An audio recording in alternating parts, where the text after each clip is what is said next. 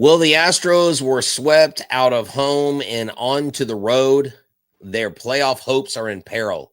We're going to talk about it right now. Jainel Diaz, this is Locked On Astros. Hello and welcome to Locked On Astros, your daily Astros podcast.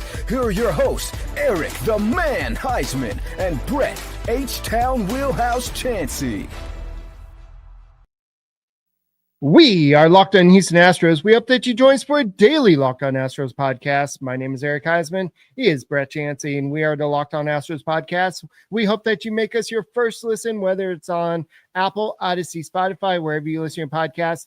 Go and check us out. Between Brett and I, we have over 18 years of podcasting experience, whether it's the off season, the postseason, the regular season, whatever the time it is. We're here to talk Astros baseball, to go ahead and try to make sense of everything and talk you off the depression, whatever it is. But definitely this was a weird series. We'll go and talk about that more later. But this episode is brought to you by 5 Hour Energy. Enough with boring, flavorless caffeine. It's time to give your caffeine a flavor upgrade with 5 Hour Energy shots. Go to www.5hourenergy.com or Amazon today to get yours. So, Brett, I laid out some on Thursday's show. I laid up some kind of things that made the Astros successful against the Rangers. And I said, this is what the Astros need to continue doing to get the series win against the Mariners. But it was basically the worst case scenario that happened this weekend. They did not do any of it. So we'll go and talk about what they did not do. The playoffs, they're in danger of not even making the playoffs right now. As we're speaking, they are on the outside looking in, and we'll go and get some injury updates and pitching plans for the rest of the time, because I see a lot of TBAs in our future. But guys, thank you for making us your first listen, and go ahead and subscribe to us. So Brett, how was your weekend? Oh, it was actually great. From an Astros perspective, it was terrible, but I'm definitely not going to let it pour water on. I had a good weekend, restful weekend, if I'm being honest. But I want to address some things here. Like Doug Fresh says, there's a reason the A's made Jason Alexander available. You saw it right now. Well, come on, man. Really, the guy had one bad game. Give me a break. The dude has been dependable. He's been more dependable than Framber Valdez. Framber Valdez has been absolute just buns the second half of the season. And Jason Alexander came in and had a stinker of a game. Gave up a granny, gave up a 2-run home run. I mean, it looked bad. And you could tell, I had a vision of the dugout from my seat tonight, and Jason Alexander, that dude was down on himself. And, his changeup was working when it wasn't working. But this is just a game where you absolutely had to come out and you had to make a statement. A lot of people were joking, watch them come out game 3 and win like 12-2, but they do have a day off. They lick their wounds. We'll talk about injuries later and how that will impact, hopefully, the lineup of someone coming back that needed to be in the lineup tonight. But it just looked like once that grand slam hit, it was like that took the wind out of their sails. You had a couple guys get hits in early innings to lead things off, and then nothing behind it. And that has been the tail of the tape for this team in 2025 is just, get enough hits, but don't score enough runs, or get guys in scoring position, or don't even get guys in scoring position. So it just seemed like once they put that 7 spot up there, you were like, okay, I mean, the Astros just are not going to come back from this. The Mariners are all up in their feelings about how they're playing, and they should be. They're playing the best baseball out of all the teams in the West, which I guess is not saying much because everybody after us is pretty much an abject failure on the season, Rangers included. But it's tough to watch this because this is worst case scenario, Eric, because I mean, if you take 2 of these 3 games, if you take one of these games, if you take 3 games away from your games after a day off where they were 8-11, you're talking about still having a 1-game lead on the Mariners. But would have, should have, could have, here we are. So there's a lot of people that are on the ledge, a lot of people that are like saying it's done, it's over. Seasons like sayonara, 2026, here we come. You know who's not giving up? Believe it or not, the Houston Astros. Yeah, the Houston Astros. I believe Ari Alexander was on with Sports Talk 790, the pregame show, and they're basically talking that the clubhouse mood is positive, and it's because of Joe Espada. He's not out there being all doom and gloom. This is a must-win game. This is a game. Everybody knows that it's a must-win game. They know that. He's not out there to put a lot of pressure on the guys, but the team knows where they are. And Joe Espada basically said before the game that these guys have been there before. They have been down 1 or 2 games late in the season, and they have come back. But it just feels like this team is a little bit different. And the things that made them successful against the Rangers was they scored early. The pitching limited the damage early, and they basically scored a lot of runs, and they played pretty good defense. But even with Hunter Brown, even though he didn't pitch poorly, he gave up 2 home runs, and the Mariners scored first in all 3 games. And then you had the pitching wasn't really on top of, except for Hunter Brown. He wasn't terrible, but Framber Valdez, another poor start. We'll talk about how bad he's been doing. But like Jason Alexander today, he's been living by the ground ball, and he's been getting a lot of ground balls, whether it's double plays or just ground balls to the infielders. But in today's game, he was facing a pretty legit lineup, and he was throwing cookies down the middle. And it's not like he's throwing it like 100 miles per hour. No, he never has. He's not known for velocity. He's not known for strikeouts. If you look at the sabermetrics, everything is not there for Jason Alexander. If he's off just a little bit, you're going to see a game like today where in 1 1/3 innings, he's already given up 7 runs on 7 hits, including 2 home runs. Yeah, this game, you would like this to be a game where you're like, oh, you missed opportunities when you really didn't have any. You did have a few baseballs that, man, Isaac Paredes came around on a 97-mile-an-hour 4-seam that Gilbert threw him. I don't know how he came around early on that. Eric, if that ball would have been fair, it would have tested the glass above the train track. It would have absolutely hit one of the top panes, and it would have probably been really loud. That would have been a game changer. Last night's game where Jeremy Pena hits the grand slam, and you think there's a chance that they come back and, they cut the lead by 2 and all that stuff. So you just didn't have those kind of fireworks tonight. The Mariners, again, they're just playing really good baseball. They've always had the starting pitching. Their bullpen is gassed, but right now it doesn't seem to matter who you throw at this Astros team, Eric, because they're just not getting the run production. Are they tired? I don't know. Are they checked out?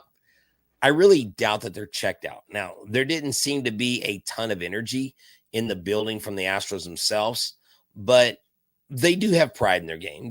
They do care. They do still want to win. And there is still an outside chance that the Houston Astros win.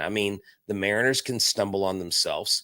The one thing I would caution with the Mariners is, remember, y'all have the record for most wins in a season, and y'all failed to even make it to the World Series that year. Right. So good job, guys, during the regular season, but your team has let you down every year in the playoffs in the existence of the Seattle Mariners.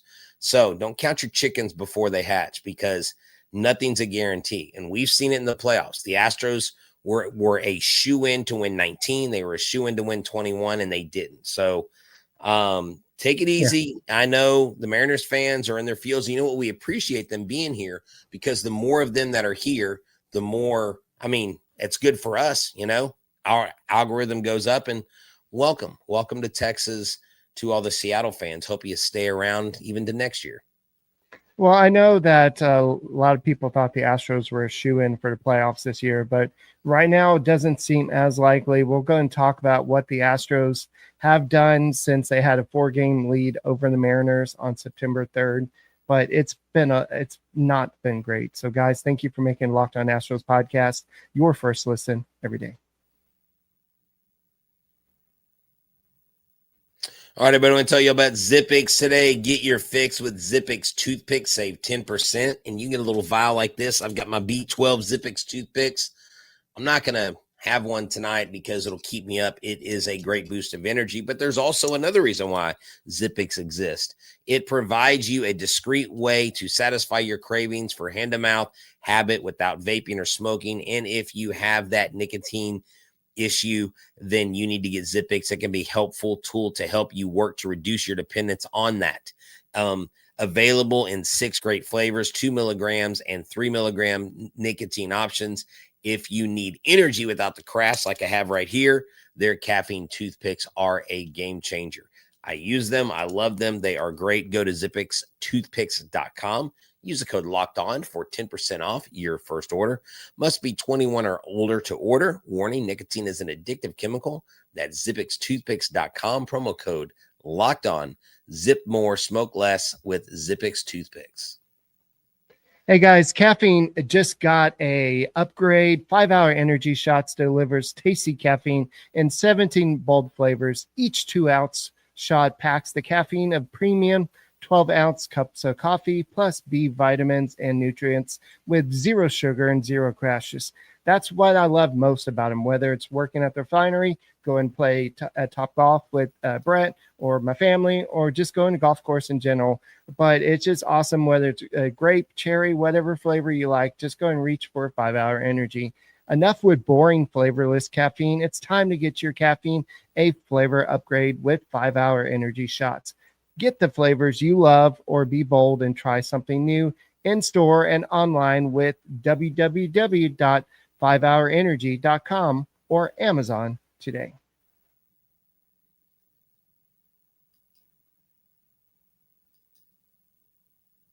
Hey guys, thank you for making Locked On Astros podcast your first listen every day. Whether it's on YouTube, go and subscribe to us. Go and make us first listen.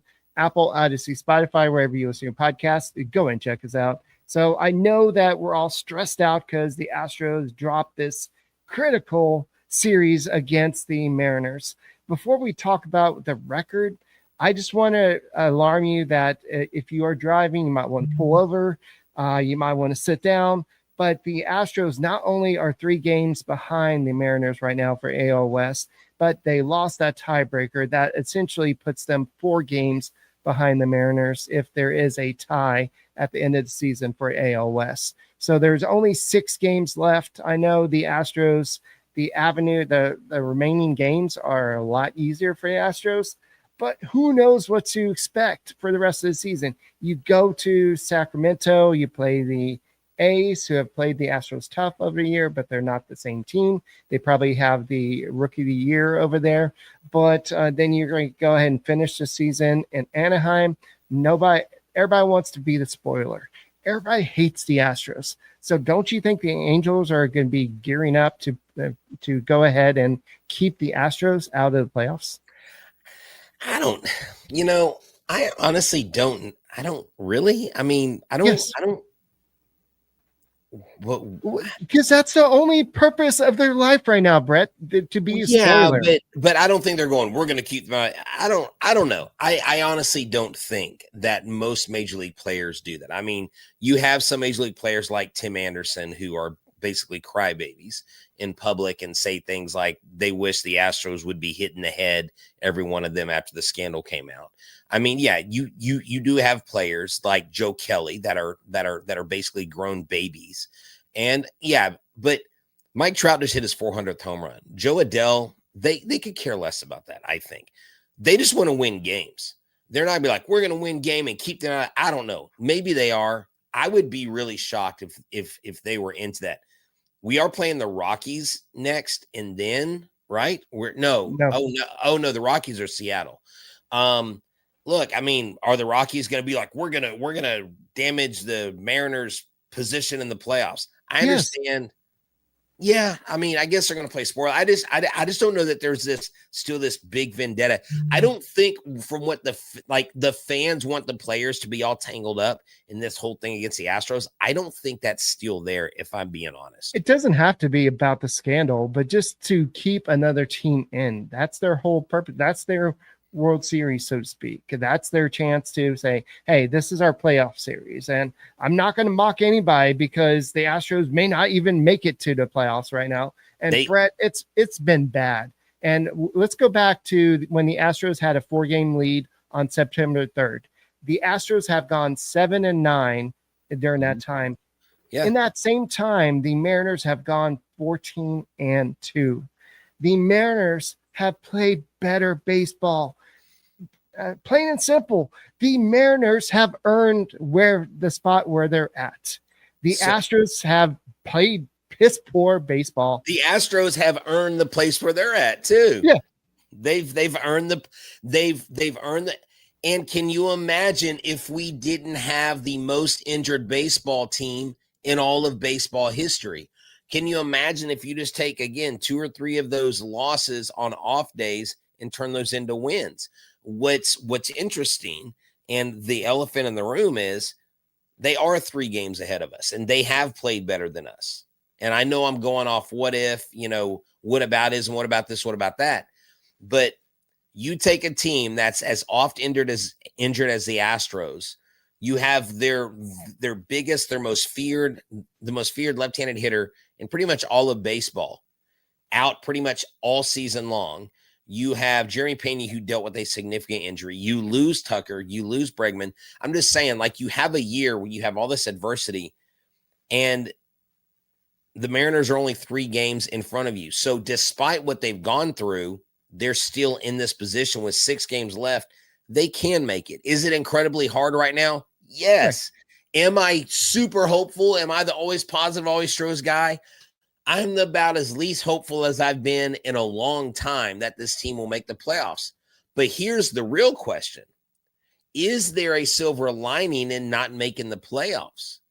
Because right now, if you make the playoffs, I somehow want you to perform a miracle and take the division. I don't want you to get in as a wild card, because to me, the wild card's a lot tougher this year than if you win the division. And that's my take on that. Yeah, so I know it's kind of weird where the Astros are, but they start off where they're wishy-washy. They're going back and forth, where they're like win one, lose one, win one, lose one. Then they went on this unbelievable run. They got this big lead, and now they can't seem to win a lot of baseball games. They're under 500 since the All-Star break. And yeah, I just don't think this team is October ready. And I know we've had all these conversations about who's the number 2 pitcher if the Astros go into the playoffs. Everybody's like, well, it's got to be Jason Alexander. Well, Jason Alexander just showed what he could possibly do against a playoff team. Yes, and he's been doing great. The Astros won the previous, 7 games that he pitched or something. Yeah. But tonight he showed that he was human, and that against a good lineup, it's going to be hard for him to get through that lineup. But Framber Valdez, he has been basically a high school kid. And I hate to say that, because Framber Valdez has been a good pitcher for the Astros, a good find for the Astros. But in his past 10 starts, and he even said that, I know it's been 10 bad starts. I recognize I had been throwing the ball as well. This is baseball. That stuff happens. I have to keep on working and keep on making adjustments. But since after winning 13 consecutive games started by Valdez from May 7th through July 22nd, the Astros are 1-9 in his last 10 starts. Valdez himself is 1-7 with a 6.16 ERA with a 1.51 WHIP. On most teams, that guy would be sent down to AAA. But because he's Framber Valdez, there's still talk about, well, he might be the number 2 guy if the Astros make it to the playoffs. Well, yeah, I mean, you're not gonna take him out of the starting role. That's impossible. He's got too much going on there, and he's cemented himself. I'm sitting here trying to keep up with the comments. Right here. Tiki says we'll sweep the A's and the Angels. The M's will take 2 from the Rockies and get swept by LA. If that happens and we win 6 and they go 4-2 or they go 2-4, then you know what? The Astros are in. The Astros win the division with that, I believe. We are going to have to win pretty much all 6 games. Yeah. I mean, you can hope for a miracle sweep by the Rockies, but I don't have a lot of faith in that. I'm sure betting on the Rockies would be very fruitful on FanDuel if you made that bet, because they're obviously not favored. But the thing is, tonight, having Jeremy Pena scratched from the lineup was not good. And that just, I'm sorry, that had to kill some kind of vibe in the clubhouse. Yeah, we'll definitely have to address that next. We'll talk about Pena, we'll talk about Alvarez, and we'll talk about somebody that hit a home run that he hasn't done in a long time. So guys, thank you for making Locked On Astros podcast your first listen every day. All right, everybody, I'm here to talk to you about Nutrafol. You get $10 off your first month subscription and free shipping. Go to Nutrafol.com/men and use the code LOCKEDONMLB. You've probably seen a million ads about hair growth products and thought, sure, like that actually works. There are so many products out there, and it's hard to know which ones are actually going to do anything. That's why you should get Nutrafol a closer look. Nutrafol is the #1 dermatologist recommended hair growth supplement brand, trusted by over 1.5 million people. And it's not just hype. I've used it. The supplement is clinically tested that targets the roots causes of thinning and shedding with a proactive approach.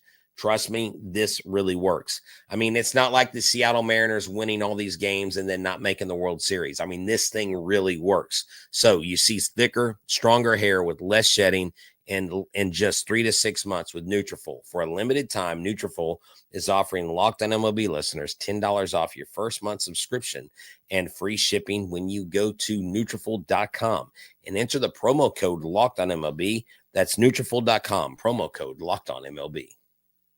Hey guys, are you like me and you have all these different apps and it's like, well, how do I check where I have everything invested? How do I check all my savings account, check-ins account, whatever it is? Why don't you check Monarch Money? It's built for people like you and me with busy lives. And if you put off organizing your finances, Monarch is for you. Monarch does the heavy lifting for you. You can link all your accounts in minutes, see clear data visuals, and get smart categorization of all your spending, and finally feel control of your money. Whether it's just what you've been investing, the stocks, or just 401k, whatever it is, just go ahead and go to Monarch Money. And don't let this financial opportunity slip through the cracks. Use the code LOCKEDONMLB at monarchmoney.com in your browser for half off your first year. That's 50% off your first year with Monarch Money with the code LOCKEDONMLB. Hey guys, thank you for making Locked On Astros podcast your first listen every day. Whether it's on YouTube, go and subscribe to us. Go and make us first listen Apple, Odyssey, Spotify, wherever you listen to podcasts. Go and check us out. So I know that a lot of people were like, why did Joe Espada sit Jeremy Pena in this critical game? Why did they do that? I even heard some people on Saturday saying, why did they sit Christian Walker? But let's just go and focus on Jeremy Pena. This was a last-minute scratch. Apparently, he was dealing with some left oblique soreness, and he was Dana Brown said on the pregame show that he was going to get some imaging, and they'll know some more results later. They don't think it's anything serious. They're expecting him to miss probably about 2 days or 2 games or whatever that is, but I don't know if that means just today or Monday, or does that mean today and Tuesday? I think we'll know when they know more. But Jeremy Pena was the guy that almost got the Astros back into the game on Saturday. But you're always going to miss his presence, not only leading off because Altuve jumped back into the leadoff spot today, but Jeremy Pena, the Astros can't go anywhere without him. Yeah. They can't go anywhere without him. They can't go anywhere without Framber. They can't go anywhere without Jason Alexander. They can't go anywhere without Yordan Alvarez. There's a lot of guys that they can't go. You can find him at H-Town Wheelhouse. No, I mean, what? I know what you mean. Guys that contribute. Framber Valdez needs to be better, is what you're trying to say. Yes. Yeah. I mean, look, Zach Cole's out there crushing home runs, 441 feet. That was an absolute blast. Yeah. Crazy. But it's just one of those things where with the team that saw Taylor Trammell hit a home run in Yankee Stadium, a team that has seen pitcher after pitcher after pitcher go down. I mean, we lost 4 of our starting pitchers to start the year. You know, we were literally throwing out a AAA lineup and beating teams with a AAA lineup. Right. So you give me a full strength Houston Astros in 2025, and that's a big middle finger to the league. And I think the Astros clearly have 95 to 97 wins at this point. Well, you take the injuries away. Isaac Brady's his hamstring was tested today when he struck out, but he actually threw the bat, and so the ball got by Cal Riley, so he had to run to first base. So I think Cal Riley thought that was a foul ball, and so that's why he wasn't really hustling and trying to get Paredes, but Paredes was safe. Nothing really happened. But I know you talked about that foul ball that almost was a home run, but then later on, it just looked like Paredes never left. He had that home run, and it was a beautiful home run to the Crawford boxes. I believe it was like 3 or 4 rows back, but it was no doubter. You could tell the confidence that he had in his face. But at that point, it was too late. The Astros were down 7-3 at that point. But it's good to see that he's getting back in his groove, because hypothetically, Yordan Alvarez has not returned to resume baseball activities right now. He's out of the walking boot, so that's a good thing. But he is on the IL until at least the last 2 games of the season. So likely we won't see him until probably the ALDS at the soonest. But Joe Espada did say before the game that he's not a guy that's going to require a lot of at-bats or no time. And so once he says he's ready, he'll come back. But the question was asked, well, if Alvarez comes back, where do you play Paredes? And he said essentially, well, by that time, we hope that Paredes will prove that he can play a position, and then we'll go ahead and put him at first, second, or something. And then Alvarez will be playing, of course, DH, because he'll be dealing with that ankle injury. Right. You know, I mean, if you look, did you look up how many, I don't know if you saw my text, how many games have the Mariners won out of their last 16 games? I told you 14-2. Okay. 14-2. Okay. Sorry. Sorry. I'm trying to keep up with everybody on the show here. It's great. We've got a lot of Mariners fans giving us compliments, and we appreciate that. Right here, I see if this is a compliment. You guys have had a heck of a reign. Thanks for the competition. I know all too well as a Mariner fan what it's like to fall short. Obviously, I want to win the West, but you guys still have time. See, there is right there what you see game recognized. There's game there. Time, but then there's reality, because like you said, the Astros will have to win all the games, and then the Mariners will have to lose basically. I mean, games. The Tigers have fallen apart. They've lost 6 in a row. I mean, never too late to start a 6-game losing streak, Mariners. That would be great. And you know what? I've turned over a new leaf though. If that happens and the Astros do in some Astros utopia world where they win the West on the last game of the season, like they've done before, I'm not going to dance on the Mariners fans' second place graves. I'm not going to do that. I'm going to be the better person. Okay. But oh man, it's going to be really tempting. The thing is, this team, and yes, the Mariners have had injuries as noted by some of their fans. They lost Kirby, they lost Miller. They lost a lot of pitching throughout the season. But my point earlier was, and it's not an excuse, the Astros have had to deal with more injuries than any team in Major League history, plain and simple. I think the medical staff needs to be cleared out. I mean, I'm sorry. when a team doesn't perform well on the field, who gets the axe? It's the manager, right? And when players come back too early repeatedly over and over, and they don't do imaging, they don't know what's going on, it's a fracture, it's a bruise, they don't know what it is and all this stuff, then I'm sorry. We need to get a medical staff in here that I kind of knows their butt from the hole in the ground, because they act like they didn't. Kind of like this, dude, this is the umpires this weekend were horrible. They missed so many calls today for the they even tried Mariners. to say Altuve didn't get hit by that Yeah, ball. I know. Oh man, the crowd. I don't know if you heard on TV. We let that dude have it. They were like, I was like, you from the school of the blind? Like, we were all like yelling at him.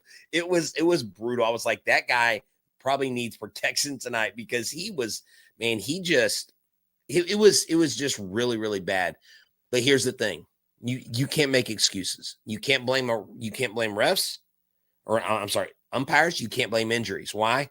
Because you got to suit up and you have to play with the guys that you did, and you proved that you could in the first half. Second half, you just have stumbled and fumbled all over yourself. So the Astros really have nobody to blame, really, but themselves. Like I've been mentioning, the Astros control their own destiny, and they played the Mariners, the team that they were tied with going into the series, and they played piss poor baseball. And so them being 3, maybe 4 games technically behind the Mariners, that's on them. And they played, the offense was terrible. The pitching was not up to par. And the Mariners, to their credit, their starting pitchers went out there and dealt. They got the job done. And so the Mariners might be one of the better teams in the AL West right now. The Astros have had a good team, but just for some reason, whatever it is, they just can't find that consistency to get the offense, the pitching, and the bullpen and defense all together in one game, except for against the Braves and the Rangers. But the sucky thing is, you were like, oh, well, they're playing the A's. That's easy, because the A's are not very good. The Astros this year are 4-6 against the A's. They have scored 52 runs. They've allowed 52 runs. So it's, come on, Eric, kick my dog while you're at it. Advantage right there. Well, hey, real quick, I'm not going to try to say this guy's name because I'll probably butcher it, and don't you try to do it because you'll butcher it. I know for sure. He says this: "It's just our time. It's just our time. I hate y'all, LOL, but I respect what y'all have done this last decade.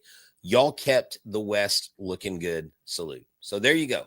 This is the kind of banter that I like between our fan base and their fan base. And this is what I'll say, what I've seen in this show, what I've experienced more from this show, from any fan base than, and I literally think that the Mariners and the Astros are one of the best and one of the most underrated rivalries in baseball, Eric. I really do. And I'm not saying it's historic like the Yankees, Red Sox, or Giants, Dodgers, but this rivalry has been so contentious. The Mariners and the Astros come to play each other. I mean, going back to 2022, that huge run that, I mean, they were in all those games. It wasn't like we beat the brakes off of them. So the thing is, this is just a good Mariners team. I mean, I don't know. Do they finally get it done? I know Mariners fans are cautiously optimistic because they've seen great teams before. I mean, King Griffey Jr. couldn't even get to the World Series. So maybe Cal Riley gets them over, and frickin' Julio Rodriguez, he was basically a ghost of himself to start the season. And now he is the guy that when they signed him, we were like, oh crap, we've got to face this guy every season. Well, against the Angels this year, to go off that, they are, I still hate the LAA, but they are 6-4 against the Angels. They've scored 45 and they've allowed 38 runs. So they played a little bit better against the Angels. The Angels are a much worse team. I don't think that the future is bright, especially after they missed the opportunity to trade Shohei Ohtani. But I think that the Astros have the benefit of trying to win at least 2 out of 3 against the A's and maybe go for the sweep against the Angels. But they're not going to make it easy. They're not going to roll over, play dead just because, we're not in the competition. But the A's are a good team. Nick Kurtz is out there like hitting home runs left and right. He's got 30. He's only played 106 games this year. So this guy is probably going to win the Rookie of the Year. So the Astros. Can we somehow get him in the offseason? Can we get Nick Kurtz? Why not? No, dude, they're not going to trade him. I know the A's have made terrible trades in the past, but they're not letting this kid go. They're probably going to try to extend him and keep him in the fold for a long, long time. But the Astros, they control their own destiny. They can't worry about the Mariners. They can't worry about the Guardians, because the Guardians should be their primary focus right now. Maybe even the Tigers, because if the Guardians continue to win, I know they lost on Saturday, but if the Guardians continue to, or Sunday is when they lost, but if the Guardians continue to win, they can knock out the Tigers. So from the first place there, and then the Tigers could fall to the last wild card spot. So you could be neck and neck with the Tigers. So it's going to be interesting. You can't say that you're not entertained. This series was not fun, but the Astros still have a chance of making the playoffs. It's not easy. You're going to have to expect a lot of teams to lose to get in, but they're not out of it. Like you said, they're tied with the other teams. And by the way, with the Tigers, Detroit, they are 2-4. So the Tigers have the advantage, the tiebreaker over the Astros. There you go. Yeah, they don't really have anything. Emilio's asking, I know we're going a little bit long. He says, Mr. Brett, are you pulling the plug on a Walker like you did Jose Abreu? No, because I would have pulled the plug on a Walker way earlier like I did Jose Abreu. And Jose Abreu didn't hit as many home runs as him. He also didn't get hot like Walker did. So these two things are not the same. One of these things is not like the other. And Christian Walker is not Jose Abreu. Jose Abreu is not Christian Walker. That's all there is to it. Do we have any young position talent? Oh, heck yeah. Have you seen Zach Cole? This kid's amazing. We've got Jeremy Pena. You know what? I took a picture of Correa in the batter's box and Altuve at the plate because I still cannot wrap my mind around the fact that Correa is back. I think a full season with the Astros at third base will be cool. We'll see what happens to Paredes, his position next year. And I know I'm talking like the season's over, but there are some fun things that we have to discuss in the offseason when that does come. Now, hopefully, the Astros can take care of business and get into the playoffs. Like Mike Stanton said, getting into the playoffs is the hard part. Once you're in, all bets are off. Once you're in, you can get hot and you can surprise some people. So you know what, Astros? Hey, go shock the world. The Mariners did what I didn't think that they would do. They tamed the Houston Astros. The Astros were on a hot streak off the Braves and the Rangers series. Unfortunately, it didn't go the Astros' way, but they still have time to claw their way back in. If they get into the dance, they can learn how to dance with the players they got and figure it out. But we'll go and preview the A series tomorrow. But guys, thank you for making Locked On Astros podcast your first listen every day. My name is Eric Huysman. He is Brett Chancey. We'll be here all off season, all regular season, all postseason, whatever it is. Go ahead and make sure you tune in to the Locked On Astros podcast. Make us your first listen every day, and we will see you tomorrow. Go Stros. That catch on Saturday by Robles was crazy. Yeah,